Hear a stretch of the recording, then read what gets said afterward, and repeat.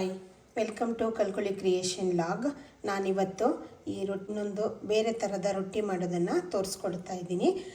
ರೊಟ್ಟಿ ಹಿಟ್ಟನ್ನು ಹೇಗೆ ಮಾಡ್ಕೊಳ್ಳೋದು ಅಂತ ಹೇಳಿಬಿಟ್ಟು ನನ್ನ ಹಿಂದಿನ ವಿಡಿಯೋದಲ್ಲಿ ನಾನು ಅಪ್ಲೋಡ್ ಮಾಡಿದ್ದೀನಿ. ನೀವು ಅದನ್ನು ಚೆಕ್ ಮಾಡಿಕೊಂಡು ಈ ರೀತಿ ರೊಟ್ಟಿ ಹಿಟ್ಟನ್ನು ರೆಡಿ ಮಾಡ್ಕೊಳ್ಬೋದು. ಇದು ಇವಾಗ ಕಂಪ್ಲೀಟಾಗಿ ತಣ್ಣಗಾಗಿದೆ.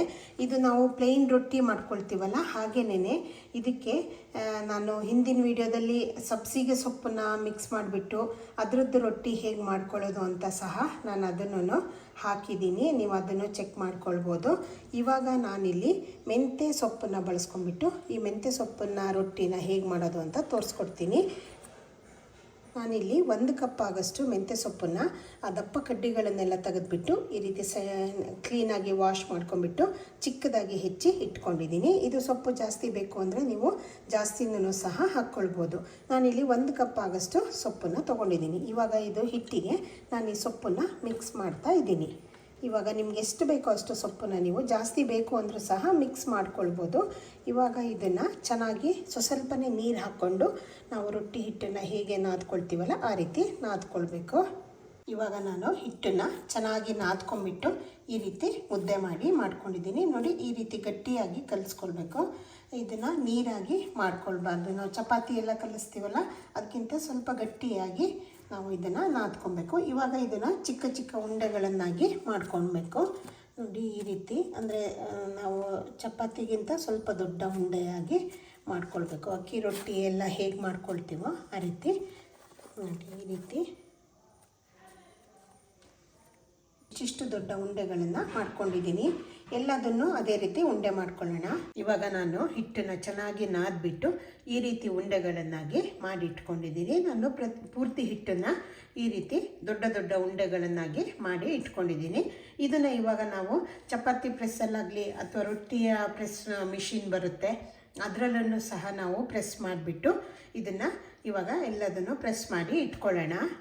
ಇವಾಗ ನಾನು ಚಪಾತಿ ಪ್ರೆಸ್ಸಲ್ಲಿ ಹೇಗೆ ನೀವು ಇದನ್ನು ಉಂಡೆನ ಪ್ರೆಸ್ ಮಾಡ್ಕೊಳ್ಳೋದು ಅಂತ ತೋರಿಸ್ತೀನಿ. ಮೊದಲಿಗೆ ಇಲ್ಲಿ ಯಾವುದಾದ್ರೂ ಆಯಿಲ್ ಕವರನ್ನು ಫಸ್ಟಿಗೆ ಹಾಕ್ಕೊಳ್ಳಿ. ನಂತರ ಈ ರೀತಿ ಉಂಡೆ ಇಟ್ಬಿಟ್ಟು ಇದ್ರ ಮೇಲೆ ಇನ್ನೊಂದು ಆಯಿಲ್ ಕವರನ್ನು ಕವರ್ ಮಾಡಿಬಿಟ್ಟು ಸ್ವಲ್ಪ ಹಿಂಗೆ ಲೈಟಾಗಿ ಪ್ರೆಸ್ ಮಾಡಿ ಈ ರೀತಿ ಪ್ರೆಸ್ ಮಾಡ್ಕೊಳ್ಬೇಕು. ನಿಮಗೆ ಎಷ್ಟು ದೊಡ್ಡ ಬೇಕೋ ಅಷ್ಟು ದೊಡ್ಡಕ್ಕೆ ನೀವು ಇದನ್ನು ಪ್ರೆಸ್ ಮಾಡ್ಕೊಳ್ಬೇಕು. ನಂತರ ಈಗ ನೋಡಿ, ಇಲ್ಲಿ ಇಷ್ಟಿಷ್ಟು ದೊಡ್ಡಕ್ಕೆ ಪ್ರೆಸ್ ಆಗುತ್ತೆ. ಹೀಗೆ ಪ್ರತಿಯೊಂದನ್ನು ನಾವು ಪ್ರೆಸ್ ಮಾಡಿ ಇಟ್ಕೊಳ್ಬೇಕಾಗತ್ತೆ. ಇವಾಗ ನಾನು ಸ್ಟವ್ ಮೇಲೆ ಹಂಚನ್ನ ಬಿಸಿಗೆ ಇಟ್ಕೊಂಡಿದ್ದೀನಿ. ಇವಾಗ ರೊಟ್ಟಿಗಳನ್ನು ನಾವು ಬೇಯಿಸ್ಕೊಳ್ಬೇಕು. ಈಗ ಒಂದೊಂದೇ ರೊಟ್ಟಿಗಳನ್ನು ನಾವು ಸ್ವಲ್ಪ ಬೇಯಿಸಿ ಇಟ್ಕೊಳ್ಬೇಕು. ಇವಾಗ ಇದು ಒಂದು ಸೈಡು ಚೆನ್ನಾಗಿ ಬೆಂದ ನಂತರ ನೀವು ಟರ್ನ್ ಮಾಡಿ ಇನ್ನೊಂದು ಸೈಡು ಬೇಯಿಸ್ಕೊಬೇಕಾಗತ್ತೆ. ಈ ರೊಟ್ಟಿಯನ್ನು ನೀವು ಕಾಯಿ ಚಟ್ನಿ ಹಾಗೆ ಯಾವುದೇ ನಾನ್ ವೆಜ್ ಗ್ರೇವಿ ಜೊತೆಗೆ ಇಲ್ಲಾಂದರೆ ಎಗ್ ಬುರ್ಜಿ ಇಲ್ಲ ತರಕಾರಿ ಸಾಂಬಾರು ಯಾವುದ್ರದ್ದು ಜೊತೆಗೂ ಬೇಕಾದ್ರೂ ನೀವು ಇದನ್ನು ಉಪಯೋಗಿಸ್ಕೋಬೋದು. ಬೆಳಿಗ್ಗೆ ಬ್ರೇಕ್ಫಾಸ್ಟಿಗಾದರೂ ನೀವು ಇದನ್ನು ಮಾಡ್ಕೊಳ್ಬೋದು. ಇಲ್ಲಾಂದರೆ ಮಧ್ಯಾಹ್ನ ಊಟ, ರಾತ್ರಿ ಊಟ, ಯಾವುದೇ ಸಂಜೆ ತಿಂಡಿ ಟೈಮ್ಗೆ ಯಾವಾಗ ಬೇಕಾದರೂ ನೀವು ಇದನ್ನು ಮಾಡ್ಕೊಳ್ಬೋದು. ಮೆಂತ್ಯ ಸೊಪ್ಪು ತುಂಬ ಒಳ್ಳೆಯದಲ್ಲ ಆರೋಗ್ಯಕ್ಕೆ. ಹಾಗೆ ಇದು ಡಯಾಬಿಟಿಕ್ ಇರೋರಿಗೂ ತುಂಬ ಒಳ್ಳೆಯದಾಗುತ್ತೆ. ಆಮೇಲೆ ಇದು ಬಾಡಿಯನ್ನು ಸ್ವಲ್ಪ ಕೂಲ್ ಮಾಡುತ್ತಲ್ಲ, ಅದಕ್ಕಾಗಿ ನೀವು ಪ್ಲೈನಾಗಿ ರೊಟ್ಟಿ ಮಾಡ್ಕೊಳ್ಳೋ ಬದಲು ಈ ರೀತಿ ಮಾಡಿಕೊಂಡ್ರೆ ಮಕ್ಕಳು ಸಹ ಇಷ್ಟಪಟ್ಟು ತಿಂತಾರೆ. ಬರೀ ಸೊಪ್ಪು ಕೊಟ್ಟರೆ ಮಕ್ಕಳುಗಳು ಅದನ್ನು ಅಷ್ಟು ತಿನ್ನೋದಕ್ಕೆ ಇಷ್ಟಪಡೋದಿಲ್ಲ. ಹಾಗಾಗಿ ನೀವು ಈ ರೀತಿ ಸೊಪ್ಪುಗಳನ್ನು ರೊಟ್ಟಿಯಲ್ಲಿ ಬೆರೆಸ್ಕೊಡೋದ್ರಿಂದ ಅವರು ಖುಷಿಯಾಗಿ ಇದನ್ನು ತಿನ್ನೋದಕ್ಕೆ ಇಷ್ಟಪಡ್ತಾರೆ. ನೀವು ಮಾಮೂಲಿಯಾಗಿ ಪ್ಲೈನ್ ರೊಟ್ಟಿ ಮಾಡೋ ಬದಲು ಈ ರೀತಿ ಮಾಡಿಕೊಂಡು ಒಂದ್ಸರಿ ಟ್ರೈ ಮಾಡಿ, ತುಂಬ ಟೇಸ್ಟಿಯಾಗಿ ಬರುತ್ತೆ. ಹಾಗೆ ನೀವು ಸೊಪ್ಪನ್ನು ತಿಂತಾ ಇದ್ದೀರಿ ಅಂತ ಸಹ ನಿಮಗೆ ಅನಿಸೋದಿಲ್ಲ. ಒಂದು ಎಕ್ಸ್ಟ್ರಾ ಟೇಸ್ಟನ್ನು ಕೊಡುತ್ತೆ. ಇದು ಪ್ಲೈನ್ ರೊಟ್ಟಿಗೂ ಈ ರೊಟ್ಟಿಗೂ ತುಂಬ ಟೇಸ್ಟಲ್ಲಿ ಡಿಫ್ರೆನ್ಸ್ ಬರುತ್ತೆ. ನೀವು ಮೆಂತ್ಯ ಸೊಪ್ಪನ್ನು ತುಂಬ ಜಾಸ್ತಿ ಹಾಕ್ಕೊಂಡ್ರೆ ಕಹಿ ಆಗೋ ಚಾನ್ಸಸ್ ಇರೋದ್ರಿಂದ ನೀವು ಆದಷ್ಟು ಸ್ವಲ್ಪ ಕಮ್ಮಿ ಹಾಕ್ಕೊಂಡ್ರೆ ಚೆನ್ನಾಗಾಗುತ್ತೆ. ಹಾಗೆಯೇ ಇದೇ ರೀತಿ ನಾನು ಸಬ್ಸಿಗೆ ಸೊಪ್ಪನ್ನು ಬಳಸಿಬಿಟ್ಟು ರೊಟ್ಟಿ ಮಾಡೋದನ್ನು ಸಹ ನನ್ನ ಚಾನಲಲ್ಲಿ ಅಪ್ಲೋಡ್ ಮಾಡಿದ್ದೀನಿ. ನೀವು ಅದನ್ನು ಸಹ ಚೆಕ್ ಮಾಡ್ಕೊಳ್ಬೋದು. ಹಾಗೆ ಪ್ಲೈನ್ ಅಕ್ಕಿ ರೊಟ್ಟಿ ಮಾಡೋದನ್ನು ಸಹ ನಾನು ನನ್ನ ಹಿಂದಿನ ವಿಡಿಯೋದಲ್ಲಿ ನಾನು ತೋರಿಸ್ಕೊಟ್ಟಿದ್ದೀನಿ. ನೀವು ಫಸ್ಟು ಅದನ್ನು ಪ್ರಿಪೇರ್ ಮಾಡಿಕೊಂಡು ನಂತರ ಈ ಸೊಪ್ಪನ್ನು ಆ್ಯಡ್ ಮಾಡಿಕೊಂಡು ಮತ್ತು ಉಳಿದ ಎಲ್ಲ ಪ್ರೊಸೀಜರು ಸೇಮ್ ಇರುತ್ತೆ. ಹಾಗೆ ನಾನು ಹಾಕುವಂಥ ಎಲ್ಲ ರೆಸಿಪಿಗಳು ನಿಮಗೆ ಇಷ್ಟ ಆಗುತ್ತೆ ಅಂತ ಭಾವಿಸ್ತೀನಿ. ನಮ್ಮ ದಿನನಿತ್ಯದ ಅಡಿಗೆಯಲ್ಲೇ ನಾವು ಟೇಸ್ಟನ್ನು ಹೇಗೆ ಚೇಂಜ್ ಮಾಡಿಕೊಂಡು ಬಹಳ ಬೇರೆ ಬೇರೆ ರೀತಿಯ ಐಟಮ್ಗಳನ್ನು ಮಾಡ್ಬೋದು ಅನ್ನೋದು, ಹಾಗೆ ಸಿಂಪಲ್ಲಾಗಿ ಮತ್ತು ಕ್ವಿಕ್ಕಾಗಿ ಮಾಡ್ಕೊಳ್ಳೋದನ್ನು ನಾನು ಆದಷ್ಟು ತೋರಿಸೋದಕ್ಕೆ ಟ್ರೈ ಮಾಡ್ತೀನಿ. ಇವಾಗ ಇದು ಒಂದು ಸೈಡು ಬೆಂದಿದೆ ಅಲ್ಲ, ನಾನು ಟರ್ನ್ ಮಾಡಿ ಇನ್ನೊಂದು ಸೈಡನ್ನು ಸಹ ಬೇಯಿಸ್ಕೊಳ್ತೀನಿ. ನೀವು ತಕ್ಷಣಕ್ಕೆ ಇದನ್ನು ಉಪಯೋಗಿಸೋದಾದರೆ ಗಟ್ಟಿಯಾಗಿ ನೀವು ಬೇಯಿಸ್ಕೊಂಡು ಫ್ಲೇಮಲ್ಲಿ ಸ್ವಲ್ಪ ಹೊತ್ತು ಇದನ್ನು ಸುಟ್ಕೊಂಡ್ರೆ ಚೆನ್ನಾಗಾಗುತ್ತೆ.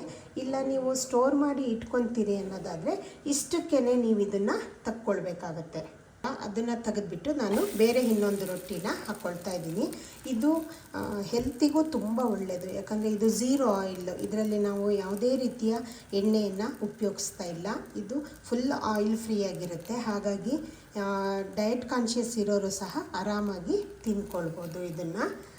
ಇವಾಗ ನಾನು ಎಲ್ಲ ರೊಟ್ಟಿನೂ ಚೆನ್ನಾಗಿ ಬೇಯಿಸ್ಕೊಂಡು ಎತ್ತಿಟ್ಕೊಳ್ತಾ ಇದ್ದೀನಿ.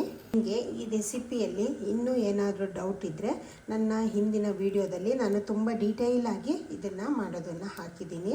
ಹಾಗಾಗಿ ನಾನು ಫಸ್ಟ್ ಪ್ರೊಸೀಜರನ್ನು ಹಿಟ್ಟನ್ನು ಹೇಗೆ ರೆಡಿ ಮಾಡ್ಕೊಳೋದು ಅನ್ನೋದನ್ನು ನಾನಿಲ್ಲಿ ತೋರಿಸ್ತಾ ಇಲ್ಲ.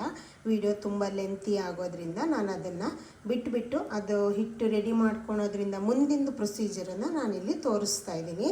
ನೀವು ಹಿಟ್ಟು ರೆಡಿ ಮಾಡ್ಕೊಳ್ಳೋದು ಹೇಗೆ ಪರ್ಫೆಕ್ಟಾಗಿ ಅನ್ನೋದನ್ನು ನೀವು ಇದರಲ್ಲಿ ನೋಡ್ಕೊಳ್ಬೋದು.